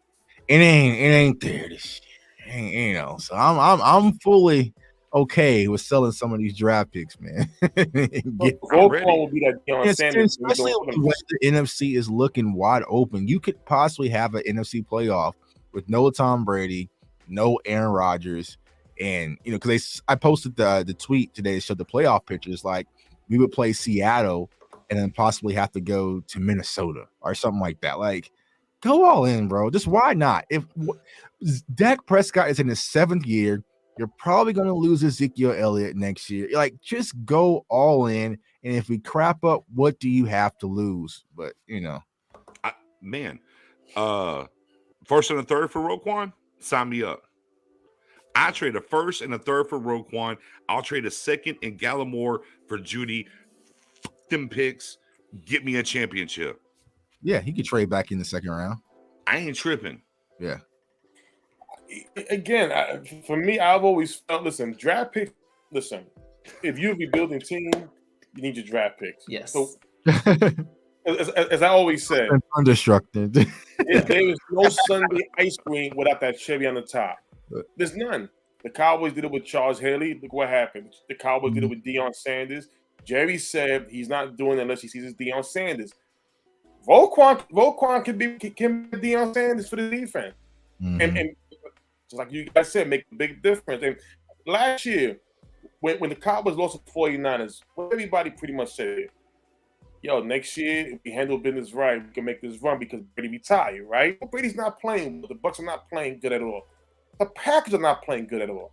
Right. So the right Rams. now, we beat the Rams with Cooper Rush. Right. Be clear. Here's the thing. I'm not. Listen, if any Eagles fan in here, no disrespect. Niners lost to the Bears. My whole thing is this. How we played against the Philadelphia Eagles without Dak. And again, we could have won the game. We had a chance. So Dak is here. You add a Roquan Smith to this defense. My God.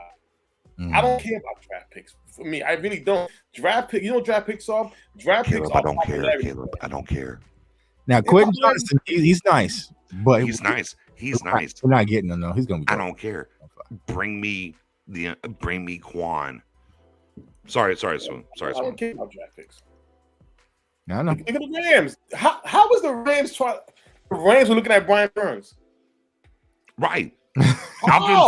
Look, they haven't got what 2 first-round picks do they have to offer any damn ways? Man, I don't care. Look, bro, I don't care. The Rams are about to be that first team to make an NBA trade. They're going to be like, we'll give you a 2027 top 10 protected first-round pick.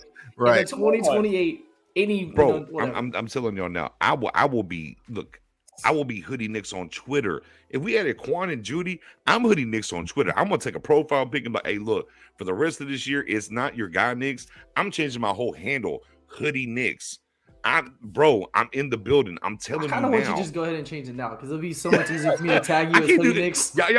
Y'all want this content the whole year like this. Y'all don't want this content the whole year like this. All right, I got to stop you guys though. So only so much pie to go around. So Brad, appreciate you joining us. Great question. Obviously, got some excitement there. Got to talk about the Bears. We're an hour and 10 minutes into it. Oh yeah, so yeah. Let's jump into the Bears. Let's pivot. Wait, real quick. Let me. Real quick, do the Cowboys make any more trades before the deadline? Just simple yes or no. Tuck, did they make any trades at all before the deadline? Roquan Smith is going to run up to the Cowboys after the game and say, "Come get me," and we're not. Okay, no trade. Spoonie, are we making any trades before the deadline? Yes. Yes. Okay. And are we making any trades before the deadline? No. No. Okay. All right. Cool. I'm 50-50. Got to pick one. It's your question. You got to pick. It's true. I Can't be right the fence guy. Pressure.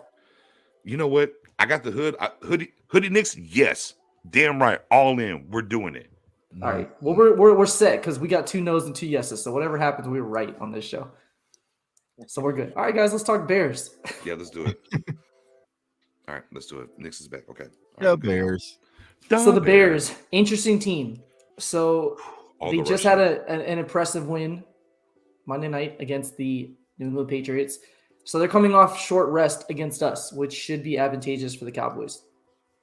They don't have an explosive passing attack. They don't have, I think, any receivers with over 200 yards receiving, but they're a top 5 rushing team because they have 2 formidable running backs and a quarterback that can take off and gash you for 30 or 40 yards. So he's not a Daniel Jones. He's not a Jalen Hurts that, you say, well, he's going to gain 7 or 8 yards per carry. We can kind of live with that. We'll just kind of limit it. He's a guy that literally can take a 50-yard, to the house type of quarterback. So he has a different dynamic than what we've seen. So my question to you guys is, the conversation heading into the Eagles game was Jalen Hurts, running attack. You got to spy Jalen Hurts. You got to spy him. We didn't really see that because the Eagles' offensive game plan didn't force us to do that because there was a lot of quick rhythm passes. There weren't really a lot of opportunities with him holding the ball where he could escape the pocket and run. The Bears are a completely different offensive style where I think you do spy Justin Fields, and I think you have to do that almost every down. So I want to ask you guys, starting with Spoonie, we'll go Tuck and then Knicks. Do you think we see a different game plan versus Fields than what we saw against Jalen Hurts? I think so, because that's the one thing the Bears like to do is run the ball. Their passing game is not as good as Philadelphia, in my opinion. They do have receivers that can definitely get out there and Mooney.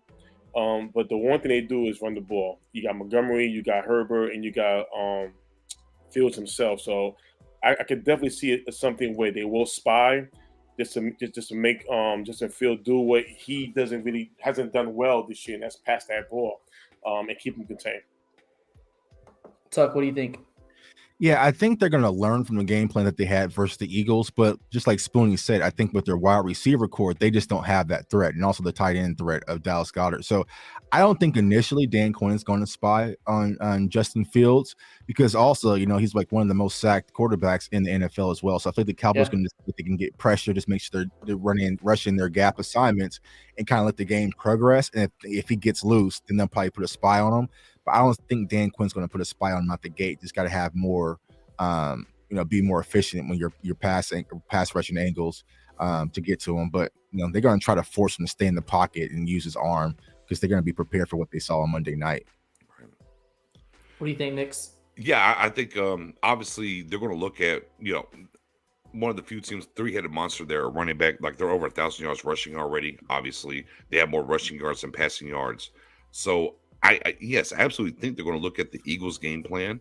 I think they'll look at the Washington game plan a little bit as well and try to cherry pick and do some things there. Unfortunately for them, their offensive line better than, I would say, maybe a smidge better than Washington, not as good as the Eagles. Mm-hmm. That's where they're going to run into some issues with the Eagles game plan somewhat there because they're not going to be able to block it up the same way. They're not athletic enough.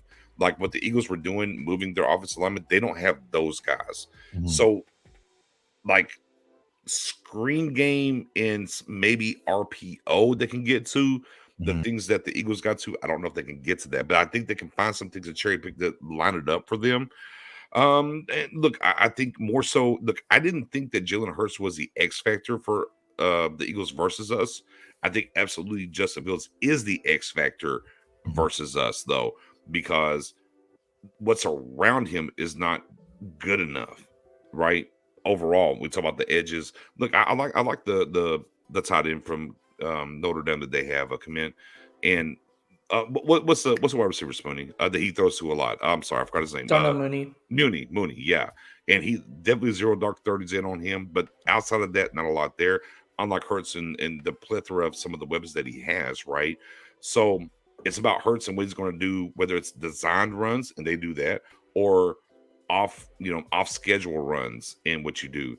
So I think the Cowboys maybe do a little bit more zone this week instead of man because they know what Fields will do running the rock. So that's interesting to me. I really just think the biggest thing going into this game, and I think before we were coming into this show, I would feel a lot different. We just saw Quan and what happened when they traded Quinn. I think that affects both sides of the ball, to be honest with y'all, because now they're selling. They just won a big game. Look, they just won a big game, right? They're 3-4. Am I mistaken there? Right? They beat the Patriots on the road. They beat San Francisco, and I think they beat somebody else. I think they're 3-4 currently. And they got rid of a guy who has a lot of meaning, obviously, within the locker room to them. I think that changes the temperament to them inside the building. I think that changes things. And like, I know a lot of people don't think that matters. It matters. It does. So defensively, where I think they're a buzzsaw, because one of the guys that we all talked about, that rookie safety over there from Penn State, balling. If y'all are watching Pick Six or CFO, we talked about him heavily. We even said, hey, he, even with everything that's happening, look, if you took him in the first round, you feel pretty good, man. He is having a great year so far. Their defense has been really good. I think they're going to be a little deflated, though, because of losing that guy, what's happening. But still, it's a solid defense. But again, ultimately, back to your question, Fields is the X factor. They're going to cherry pick some things they've seen. I just don't think it'll be enough. Yeah, it's an interesting point because if you look at the data, what it says with their offensive line and the amount of times that Fields is pressured in a game, you would think their offensive line is absolutely terrible, but it's really not the case. When you watch them, they're pretty good at run blocking. They're, like you mentioned, Nix, and you as well, Tuck, they're underrated as an offensive line. They're not a great pass pro offensive line. They are good in run blocking. But Justin Fields being a younger quarterback who's mobile kind of exasperates the situation because he holds the ball forever. And you'll see him escape the pocket and then spin and run right back into the pocket. And, the offensive linemen don't really know where to block because a lot of times if you have a, pocket, I can just take this edge and wash him out. But with a quarterback like Fields, who's green and not really seeing the field the way that he would if he was a veteran, it's kind of running into that sometimes. So some of these pressures and sacks are quarterback driven, not necessarily specifically the offensive line. But it's interesting because the Cowboys are averaging 5.9 sacks and takeaways per game. Which is most in the league. The Bears are allowing 5.4 sacks and turnovers against them, which is the second most in the league. Cowboys are averaging 40% pressure rate this year on passing plays, and the Bears are allowing 50% pressure rate, which is the highest in the league. So one out of every two plays, Fields is being pressured, whether that's his fault or the offensive line or a combination. So I do think we will see more spy elements. I don't think it'll be a big part of the game plan.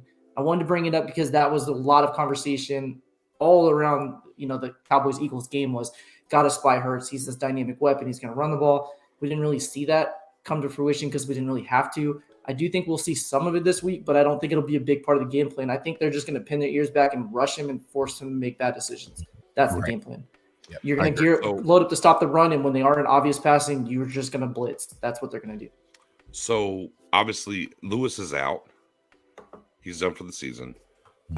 Who's the guy for y'all? Bland. Is it Bland? I think it's Bland. Kelvin Joseph had a tweet that was kind of cryptic that people kind of clung on to, and I have to think it's going to be Bland because they gave him the first nod. Although I'm wondering if we do see some Kelvin Joseph kind of sprinkled in throughout the game plan, but I think it has to be Bland based on what we saw when Lewis went out the first time.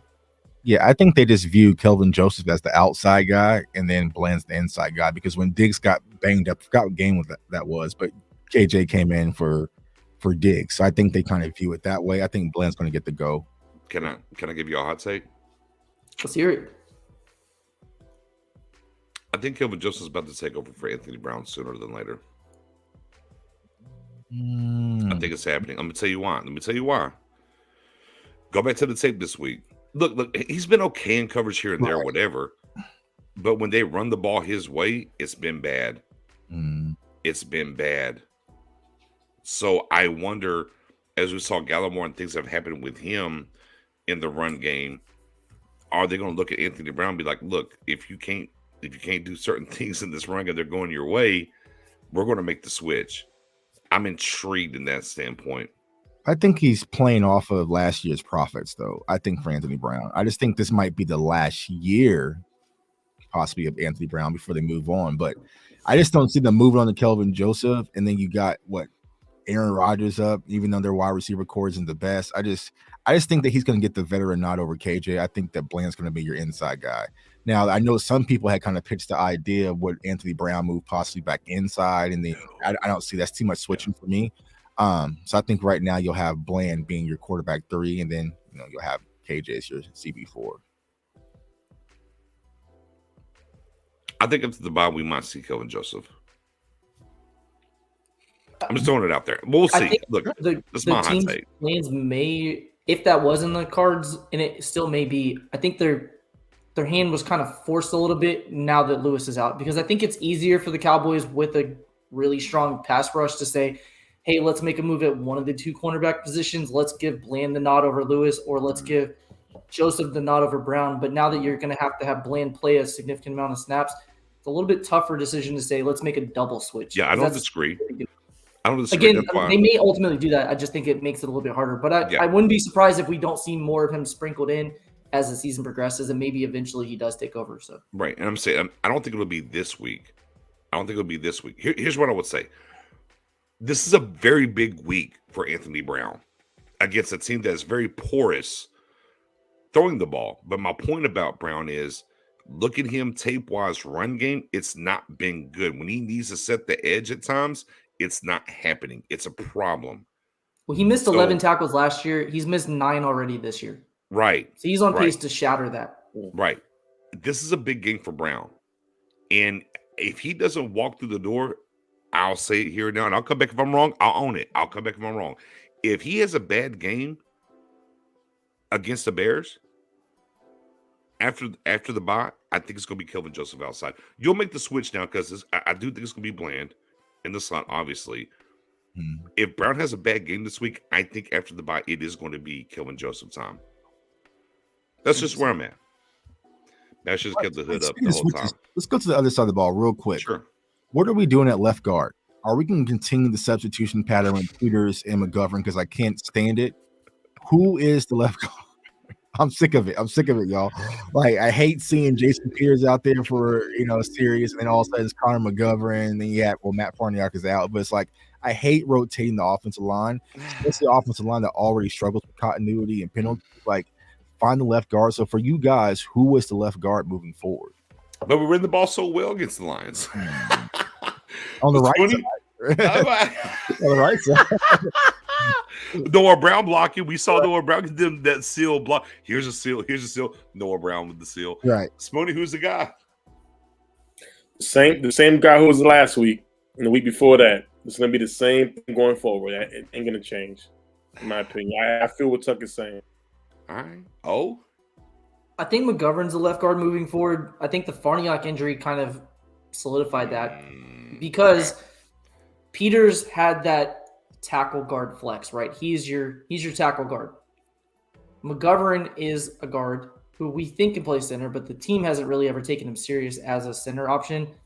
Farniok was your guy who is your interior flex guy. He could play guard or center. So it was easier to kind of slide in Peters and give him some reps because you're like, we're not going to need him to do it long term. If an injury happens to McGovern, we have Farniok we can insert there. We can just kind of continue to slow play this Peters thing.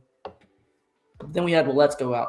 Let's Go get injured. So tackle depth got hurt. Now we've had interior depth get hurt with Farniok. So I think it kind of changes things from the Cowboys standpoint. At least I think I would if I was an offensive line coach, where I'm like, maybe I don't want to risk having Peters play guard at all. Maybe what they do is what we saw some last week, where you see Peters play that extra tackle on the field, like what we saw with Steele when Collins was healthy last year, where you bring him in the short yardage situation to get him those snaps. Because if he's playing 6 to 10 snaps a game, what's the point of putting him at left guard? You may as well just bring him in those short yardage situations as a tight end / extra tackle in an unbalanced line formation. So I think it's McGovern, and you guys kind of mention it. What happens when Tyron Smith comes back? Because now there's more of the whispers, not even whispers, just straight up Jerry Jones saying and Stephen Jones saying we're going to have him back. He's going to be back this year.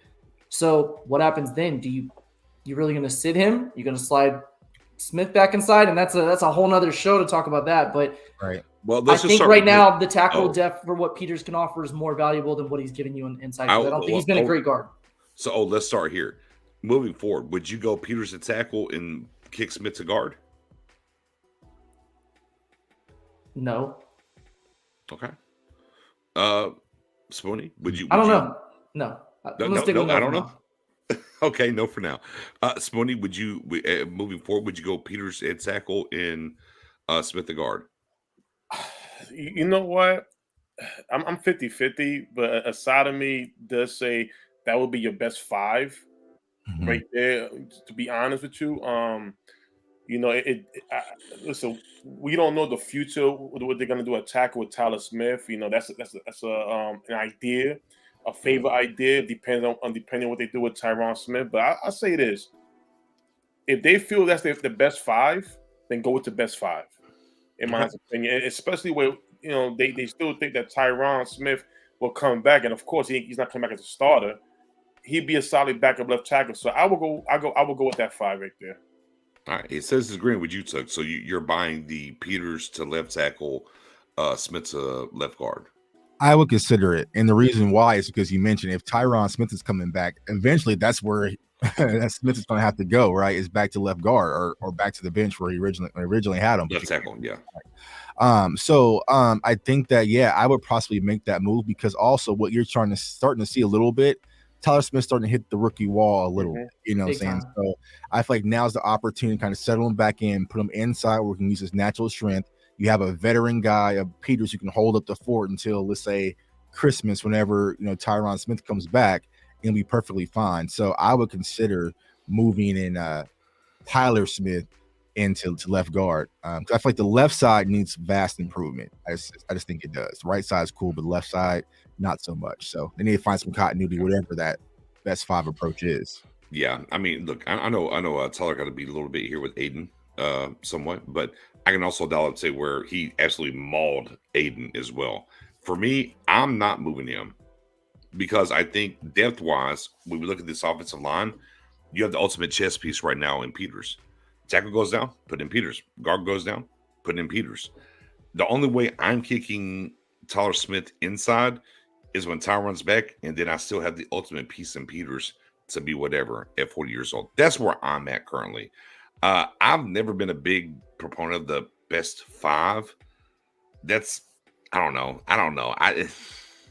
Well, let me ask you this, Nick. Do you think the Cowboys even view Tyler Smith as their future left tackle? Because sure, like I've been saying it took 2 injuries for him to get moved out to the spot. So it sounds like the way they were portraying it is like he was going to be the left guard battling McGovern, and then Matt Waletzko was possibly going to be your backup left tackle for Tyron Smith. So if that's the case, then you might want to consider him at left guard. That's what I'm just saying. Like, I thought they got forced to kind of play him at left tackle, and it's like, all right, he did well. But I'm gonna tell you why I don't believe that. I'm gonna tell you why. Because, and it goes back to whenever we talked about when they had the joint practice against the Broncos, and I was watching it and things were happening, and we were questioning about this weird Conor McGovern getting the left guard reps or whatever. Like, what's going on? Why is it that? Blah blah blah. And then whenever Nick Eatman came on and I tweeted out and we talked about it. And Nick Eatman came on and said, well, McGovern's getting these on the live stream. Nick Eatman said, well, McGovern's getting the reps because depending on the availability of Tyron Smith. Now, he never said that it was going to be Tyler Smith out there, but he said Connor's getting the left guard reps because of possible availability from Tyron Smith.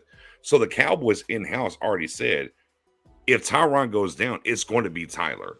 But Tyler wasn't getting left tackle reps all. No, I don't disagree with that, which is dumb. No, I agree. That's why I said, look, on this channel, I said fire Joe Philbin. I didn't like it, right? But the plan was for them internally. The plan definitely was, if Tyron goes down, it's going to be Tyler. I don't like how they handled it because he wasn't getting the reps. But this is why Connor was getting the reps and what was happening. And this is from a guy, like I said, Nick Eman, he put it out there. I happened to catch it and I ran with it. It is what it is. But that was always a plan for them. I was like, oh, and I had to sit back. I'm like, because we were all pounding the table. I mean, how many nights we were talking back and forth of, right, we need a swing tackle. We got to figure it out. Why don't we have a tackle? Because in-house already decided if Tyron goes down, it's Tyler. We just didn't know that. And obviously, when he went down, guess who was men? Tyler. Obviously, it was Matt. It was Matt. No. Matt had these great reps. It was never going to be Matt. Bro, who lined up week 1? Because Matt got hurt with the shoulder injury. Matt Waletzko? Yeah. Matt It was never going to. When Tyron Smith got hurt. Bro, Matt, the plan, be clear. Matt got hurt week 1 of training camp. From that point forward, remember, he got hurt week 1 of training camp. I thought that was after. I thought he was after. No. Week 1, he got hurt. Week 1 in Oxnard, he got effed up. He never got to preseason. Like week 1. Now, he came back in the last preseason game or whatever. Who played? Because it was Josh Ball played left tackle in preseason. It wasn't Matt Waletzko. Right, but no, Waletzko showed up in the last Collins preseason. played too. Last preseason game, I think. Or whatever. But Waletzko got hurt the first week of training camp in Oxnard. And from that point moving forward, that's because when Waletzko got hurt, that's when we started. Remember, going back in time, that's when we started we need a tackle. We need a tackle. That's when we started it. And there wasn't do nothing. And we were like, yo, why didn't they sign a tackle? Well, let's go. He was the guy. He was a swing tackle. Oh my God, what's going on? Blah, blah, blah, blah. It never happened. And all the way until the Broncos joint practice, whenever Nick even said that, I was like, oh, it never mattered. Once Waletzko went down, it was going to be about Tyler Smith. And it's obviously been Tyler Smith. But look, even when they drafted him, they said out the gate, he's working the left side. They never dictated it. I don't like how they handled it. I agree there completely. I don't like how they handled it. Who's the highest graded rookie left tackle? Tyler Smith as of now, but it's dropping.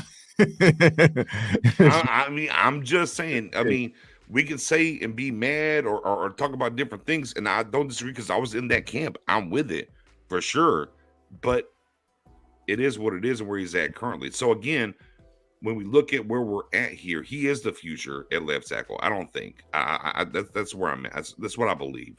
But we'll pin this for draft season. Sure, fair. That's fair. That's fair. And Waletzko got the surgery finally. We'll see where Waletzko is. He might come in and ultimately make that left side Waletzko and Smith. Anyways, you're not wrong. But when it comes to the idea of Peters and what's going on right now, simply, I think you leave Tyler there until if Tyron shows back up, you want to put him there and kick him back inside, so be it. Because you can't trust on Peter. Peters got hurt in practice. Like, I don't think they can trust Peters at 40 years old to stay healthy long term because you put him out there and 2 weeks later he's hurt. Now you're going back to Tyler anyways, and it's just really weird. But that's a whole different conversation. We're way off the rails here. Spoonie, we're going to save your dadgum sermon till Friday because we have actually crossed over the hour and 30-minute mark. Typically, we try to get out of here about 10. It's 10:05. But I got Jay Tux in the building, CFO. Yeah. You know, we get a little life. Look, if y'all know me and Jay Tug get going, we go for a long time. Anyway, yeah. I'll wrap it up like this. On Wednesday, Professor O, Cowboys, do you want to give a score yet, or are you ready? Yeah, I'm ready. All right, Cowboys win, lose. What's the score? Yes, I do think the Cowboys will win.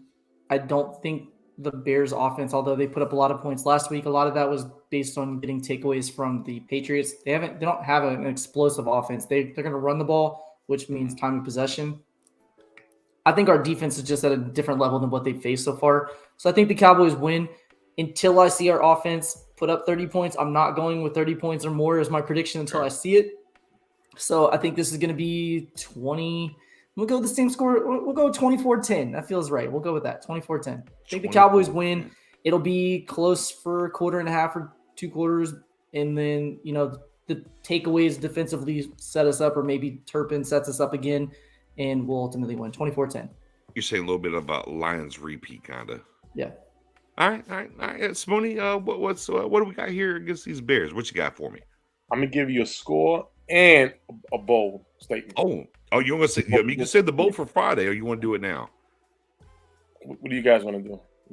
Give us the bold. I'll keep it mine for Give us Friday. the bold. Give us the bold. Score's gonna be 28-zip. Shut out.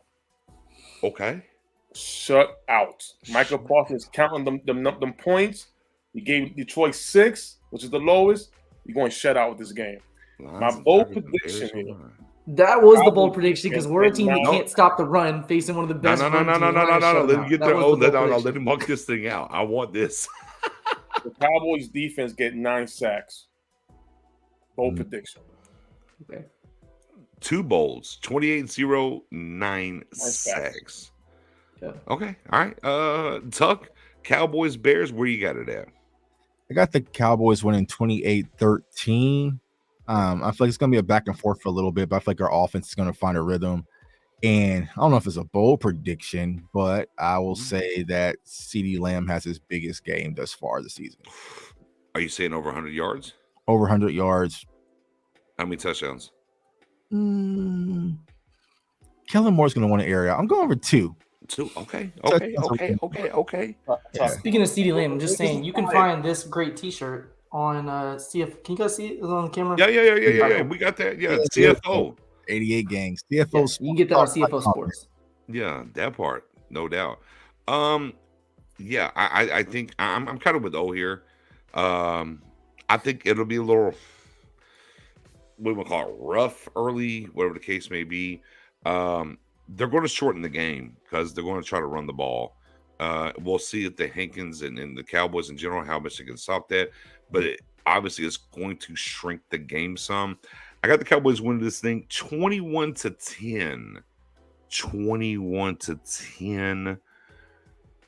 I will not. God, it's a noon game and it's in Dallas too. So yeah, the Cowboy readers don't hit that good at noon. They don't hit that 8 a.m. They get 7:30 and stuff. Right, but 21-10 Cowboys. My hot take, my bold prediction. I've been pretty good this year, guys. Since we've been doing this, I'm like betting about 50%. I've been pretty close. So, you've been kind of close too on something, maybe for the wrong team, but you've been close as well. I almost had the Mike interception versus Philly. I almost had he dropped. You did. You're not wrong. Yeah, you did. But my bold take for this game is you got to tune in Friday to find out. I'm gonna give it to you tonight. We call that a teaser in the business. We call that a teaser. Come back for Freestyle Friday. I'll give you my bold prediction for the game, but 21-10 Cowboys is where we're at. With that being said, man, we appreciate everybody as always. It's across the ball. Pick 6 Sports, sub to it. CFO Sports, sub to it. If you are subbed, man, it is free 99 to share. Tell a friend to tell a friend to tell a friend. As we build this thing and we get the super chats and the different things that are happening and whatnot, we're able to build the channel and do things better and give you better content. It helps us to help y'all. We take every single dime on the back end. Trust me, we talk about this, Tuck, Spoon, we talk about this all the time. All the money that we're getting, it goes right back into our channels to make it better for y'all as we grow this thing. So with that, this on Eagles shows. yeah. I'm trying to low key. I'm trying to get one of them roadcasters or whatever. I'm trying to build myself up. They're about 700. I'm about to get one. You can't tell them because they're gonna try to fire back. People can't figure out how I was doing on their shows. So. Yeah, big facts. With that being said, let me roll the red carpet here for our guy J Tuck. Wild thing out the bullpen tonight for us in here for Mary Ella, friend of the show as always. And we're getting out here, not no 2 hour, 3 hour, 4 hour. We got the 6, 7, 8, 9 hour gang. Draft season's coming up, y'all. Yeah, that part. Just a simple hour and 40 minutes. Go ahead, sir. That might work. Yeah, man. Thanks for having me on, guys. It's all family, man. But you guys can find me on all social media platforms at JTuck151. My YouTube channel, CFO Sports. Come on by if you're not subscribed already. Just like O said, CFO Sports Talk to get your merch. Appreciate all support. Drink Prime Energy. Drink. Not yet. We working on it. Okay. Yeah, we're working on it. But I like support y'all. And I think it's going to be a good game on Sunday. Let's get this win, Cowboys Nation. Yeah, boy, 6-2 going to the bye feels good, doesn't it?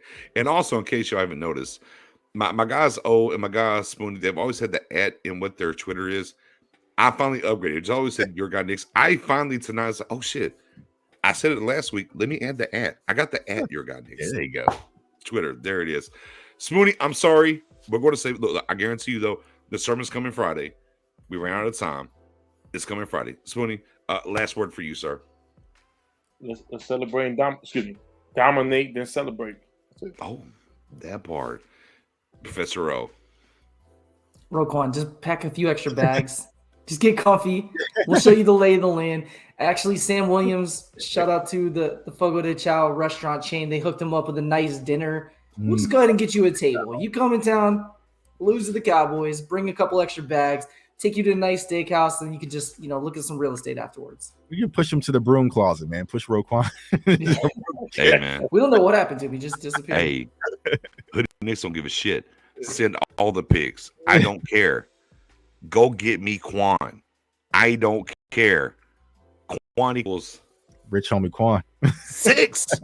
I need 6. Right. The quest for 6. Quan is the ambassador of 6, dadgummit. It is what it is, man. Appreciate y'all for coming out here. I see my guy Mendoza. So next week's a bye week. So I will be gearing up for Florida State versus Miami. I'll be in attendance. I'm flying out to Miami for that. You and Tag, right? Yeah, me and Mike Tag is going to be out there. That's so he's a huge Hurricanes fan. And, I'm knolled up. So it's going to be a fun game. It's our homecoming. It's a night game. We're going to be ready to get that tomahawk chop. Yeah. That part. Hey, man. With that being said, man, we appreciate your work with us as always. Stay tuned. I'm gonna run. I have a guy. He's a level-headed. I did content. Not sure guys that you did content with. Eagles people, but I have a guy that I did Eagles content with during the week. Level-headed guy. We're going to do some content here on the space on the Twitter side. If you want to come over there and rock with it, by all means, come through that. And of course, Friday.